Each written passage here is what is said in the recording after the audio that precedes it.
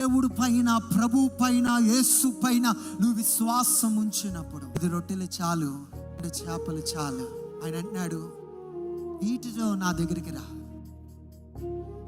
వీటితో నా దగ్గరికి రా, నన్ను నమ్ము, వీటితో నా దగ్గరికి వచ్చి విశ్వాసం ఉంచు, నన్ను చూడు.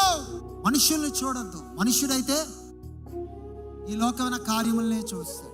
మనుషులు ప్రవర్తించినట్లు, లోకమైన మనుషులు ప్రవర్తించినట్లు ఒక ఆత్మీయుడు ప్రవర్తించకూడదు.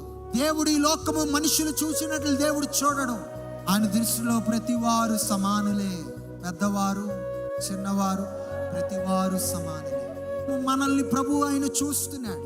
ఎలా చూస్తున్నాడు? మనం ఇంకనూ పాపేలుగా ఉన్నప్పుడే ఆయన మన కొరకు మరణించాడు.